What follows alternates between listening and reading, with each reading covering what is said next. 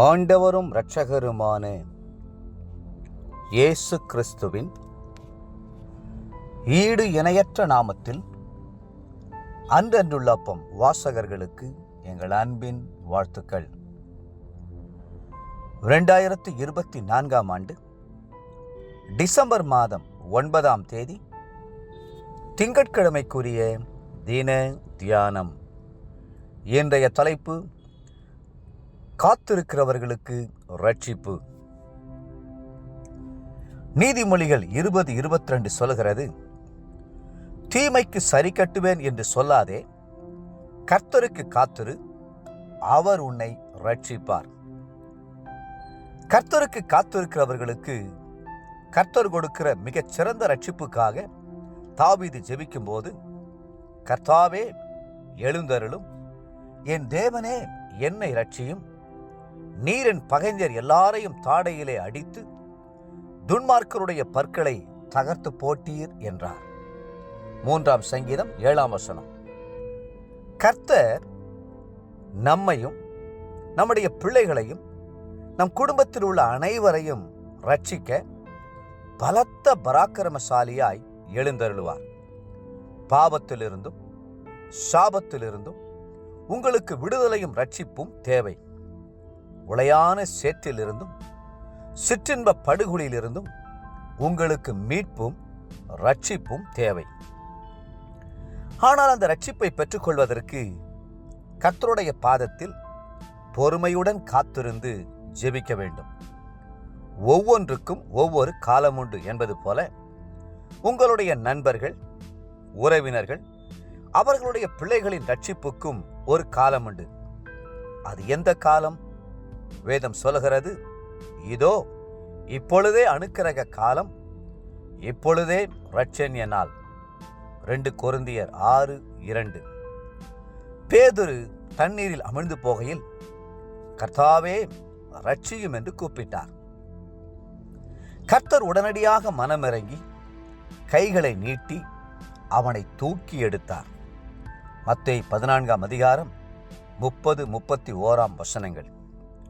இதோ ரட்சிக்கக்கூடாதபடிக்கு கர்த்தருடைய கை குறுகி போகவும் இல்லை, கேட்கக்கூடாதபடிக்கு அவருடைய செவி மந்தமாகவும் இல்லை. ஏசாயா 59:1. இயேசு என்றாலே இரட்சகர் என்றுதான் அர்த்தம். அவர் தமது ஜனங்களின் பாவங்களை நீக்கி அவர்களை ரட்சிப்பார். மத்தேயு 1:21.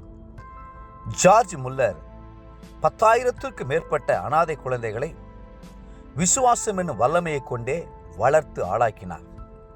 அவருக்கு கர்த்தருடைய பாதத்திலே காத்திருந்து ஜெபிக்கும் பழக்கம் இருந்தது. ஒரு முறை அவர் தன்னுடைய 3 நண்பர்கள் ரட்சிக்கப்படும்படி ஜெபித்தார். முதல் நண்பன் உடனே ரட்சிக்கப்பட்டு விட்டார். அடுத்த நண்பன் ஏறக்குறைய 5 வருடங்களுக்கு பிறகு ரட்சிக்கப்பட்டார். ஜார்ஜ் முல்லர் மரித்தபோது 3வது நண்பன் கண்ணீர் விட்டு அழுது, எனக்காக இனி பாரம் எடுத்து ஜெபிக்க யார் உண்டு என்று கர்த்தரிடத்தில் அழுது ரட்சிப்பை பெற்றுக்கொண்டார். யாக்கோபு கூட, கர்த்தாவே உம்முடைய ரட்சிப்புக்கு காத்திருக்கிறேன் என்று சொன்னார். ஆதியாகமம் 49:18. ஒவ்வொன்றையும் அதனதின் காலத்திலே நேர்த்தியாய் செய்து முடிக்கிறவர் நிச்சயமாகவே சரியான நேரத்தில் உங்கள் குடும்பத்தில் உள்ள ஒவ்வொருவரையும் ரட்சிப்பார். ரட்சிக்க கூடாதபடி அவருடைய கரம் குறுகி போகவும் இல்லை. தேவ பிள்ளைகளே, இனிமேலும் நீங்கள் பாவத்தில் வாழவே கூடாது. உங்களுடைய பாவங்களை அறிக்கையிட்டு இயேசுவின் இரத்தத்தாலே கழுவி சுத்திகரிக்கப்பட்டு அவர் தரும் விலையேறப்பெற்ற ரட்சிப்பை பெற்றுக்கொள்ளுங்கள். இன்றைய நினைவிற்கு ஏசாயா 62:1.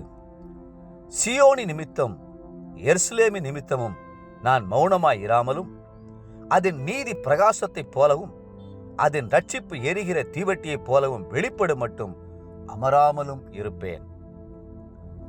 இன்றைய வேத வாசிப்பு காலை தானியேல் 11 மற்றும் 12ஆம் அதிகாரங்கள், மாலை யூதா 1ஆம் அதிகாரம். அன்புக்குரிய அன்றன்றுள்ள வாசகர்களே, மீண்டும் உங்களை வாழ்த்துகிறோம். தேவனுடைய சமூகத்தில் காத்திருங்கள். அவரே உங்கள் குடும்பங்களை ரட்சிப்பார்.